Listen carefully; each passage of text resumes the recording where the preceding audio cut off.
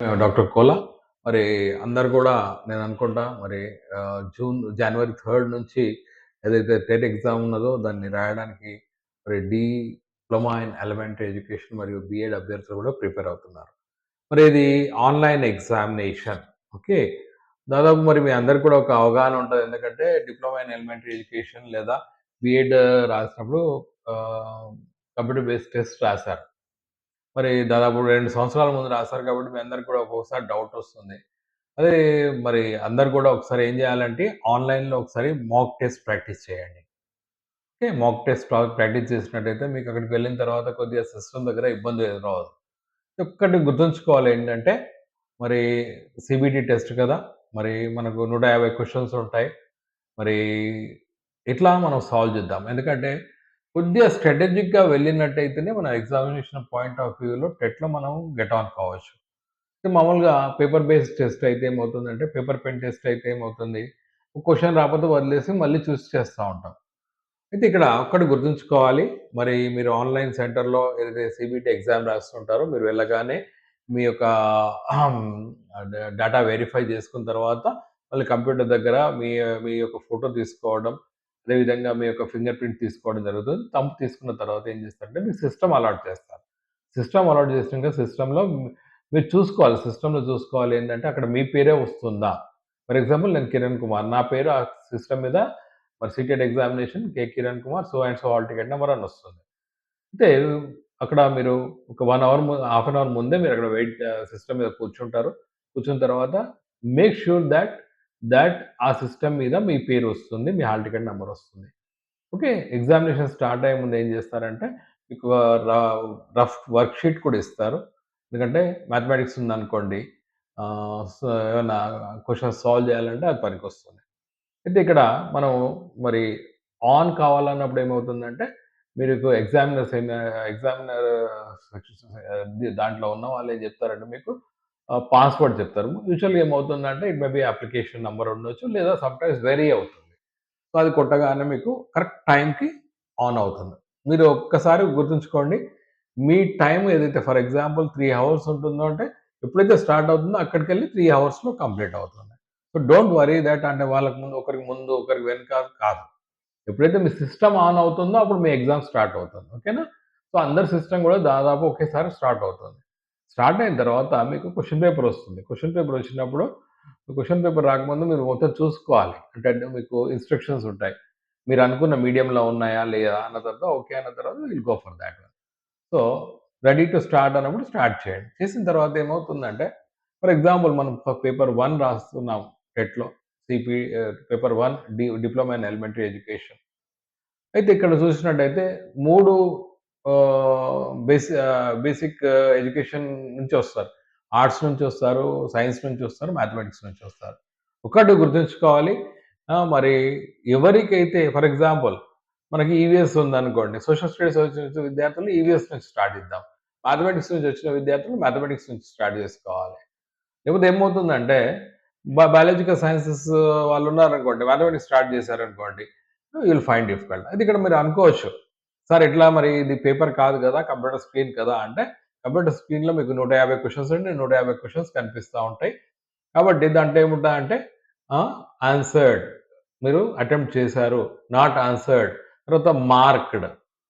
Marked తర్వాత అంటే మనం ఏం చేస్తామంటే ఫర్ ఎగ్జాంపుల్ నంబర్ 1 క్వెషన్ చేస్తాం.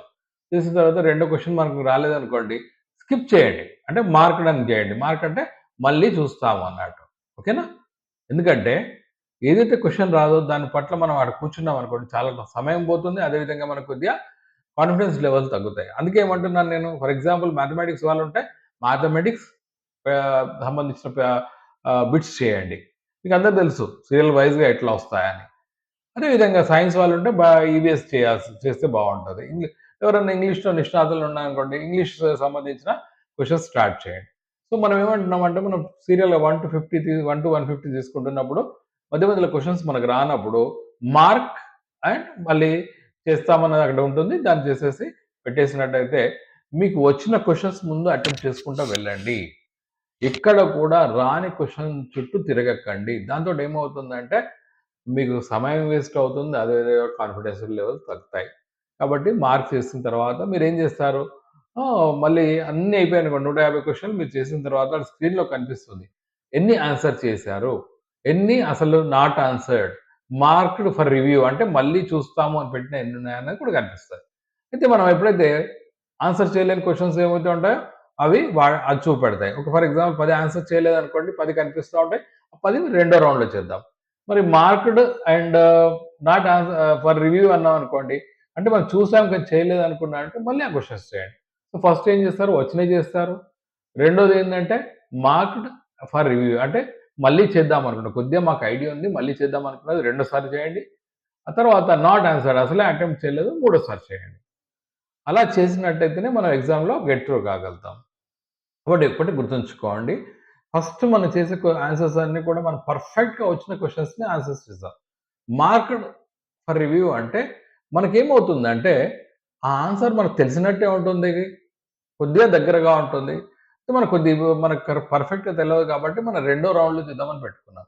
ఒకటి గుర్తుంచుకోవాలి 2 సంవత్సరాలు డిప్లొమా ఇన్ ఎలిమెంటరీ ఎడ్యుకేషన్ మరియు బీఈడీ చేసినాక మనకెక్కడనో అక్కడ దానికి సంబంధించిన అంశం తెలిసుంటది. అయితే ఎప్పుడైతే ఎంసీక్యూస్ ఉంటాయో మల్టిపుల్ చాయిస్ క్వెషన్స్ ఉంటాయో మీరేం చేయాలి అంటే ఫర్ ఎగ్జాంపుల్ 4 మనం ఏం చేయాలి? దీనికి సంబంధించింది ఏది కాదు. 1 ఇది సంబంధం లేదు. 2 ఇది సంబంధం లేదు. థర్డ్, ఫోర్త్ మీరు నేను అనుకుంటా 'కౌన్ బనేగా కరోడ్‌పతిలో' మీరు చూసారు. అందులో ఏం చేస్తాం మనకు సంబంధం లేనివి ఫస్ట్ తీసేసుకుంటూ పోతూ లాస్ట్ దగ్గర వచ్చేస్తాం. కాబట్టి ఫస్ట్ మనము వచ్చిన questions, second mark and review అంటే మళ్ళీ చేస్తామనుకున్నాయి. థర్డ్ వచ్చేసి అసలుగా ముట్టని మనం చేస్తాం. మరి దాదాపు 2 సంవత్సరాలు చదివిన తర్వాత పెడగాజీకి సంబంధించి ఎక్కడో ఒక టచ్ ఉంటుంది కాబట్టి, లేకపోతే కంటెంట్ టచ్ ఉంటుంది కాబట్టి, దాదాపు 10 ఇయర్స్ మీరు అంత స్కూల్‌లో చదువుకున్నారు కాబట్టి ఫస్ట్, ఫిఫ్తే ఉంటుంది. అదే మనకు సెకండ్ పేపర్ తీసుకున్నట్టయితే 6-8 ఉంటుంది. కాబట్టి ఎక్కడో ఒక టచ్ ఉంటుంది కాబట్టి కొద్దిగా ఓపికగా సెకండ్, థర్డ్ రౌండ్‌లో రాని క్వెషన్స్ చేయండి. ఆ విధంగా చేసినట్టయితే మనము స్కోర్ చేయొచ్చు. ఫర్ ఎగ్జాంపుల్ ఎవరైనా విద్యార్థి సీపీటీలో పర్ఫెక్ట్ రానప్పుడు go for CPT paper first. సీపీటీలో ఒకవేళ క్వెషన్స్ ఫస్ట్ 30 అవి ఉంటే అవి చేయండి. కాబట్టి గుర్తుంచుకోండి. చాలామందికి అపోహ ఏందంటే, సరే చాలామంది రాస్తున్నారు కాబట్టి ఈజీగా వస్తది, కష్టంగా వస్తది ఇవన్నీ కాదు. ఏమవుతుందంటే, దాదాపు మనము 10 రోజుల పైన స్ప్రెడ్ అయ్యి ఉంది కాబట్టి, క్వెషన్ బ్యాంక్ ఏం చేస్తుందంటే చూస్ చేసుకొని ఫర్ ఎగ్జాంపుల్ ఈరోజు ఎగ్జామ్ పెడుతున్నప్పుడు సీపీటీకి సంబంధించి 30 క్వెషన్‌లు కావాలన్నా సాఫ్ట్‌వేర్ 30 క్వెషన్‌లు చూజ్ చేసుకుంటుంది. ఒకటి గుర్తుంచుకోవాలి. అంటే difficulty level, average level, below average, below average, above average. ఈ 3 అంటే పూర్తిగా కష్టంగా, పూర్తిగా ఈజీగా ఉండక అందరూ సమానంగా వచ్చేటట్టు ఉంటుంది. కాబట్టి ఒకటి గుర్తుంచుకోవాలి. ఈరోజు నేను రాస్తున్నాను. రేపు మీరు రాస్తున్నారు. సో, ఏ విధంగా ఒకరికి సేమ్‌గా ఉండాల్సిన అవసరం లేదు. ఒకటే ఏమంటుందంటే నార్మలైజేషన్ జరుగుతుంది కాబట్టి అందరూ సమాన స్థాయికి తేవడానికి ప్రయత్నం చేస్తారు. కాబట్టి ఇదన్నీ దృష్టిలో పెట్టుకొని మీరు టెట్ ఎగ్జామినేషన్‌కి వెళ్ళినప్పుడు మరి సీబీటీ అని చెప్పేసి కొద్దిగా ఇబ్బంది పడాల్సిన అవసరం లేదు. కాన్ఫిడెన్స్‌తో వెళ్ళిన తర్వాత కొద్దిగా ప్రశాంతంగా కూర్చొని, మీ ఇష్టదైవాన్ని ప్రార్థించి, యూ స్టార్ట్ యువర్ ఎగ్జామినేషన్. మీకొచ్చిన క్వెషన్స్ ఫస్ట్ చేయండి. కొద్దిగా డౌట్ ఉన్నాయి సెకండ్ చేయండి. పూర్తిగా అవగాహన లేనిది థర్డ్ చేయండి. Then you will get through the examination. So, I thought I think that this will be useful for you. మీరందరూ గూడా టెట్ ఎగ్జామ్ మరియు సీటెట్ ఎగ్జామ్‌లో విజయం సాధిస్తారని ఆశిస్తూ signing off your doctor Kola.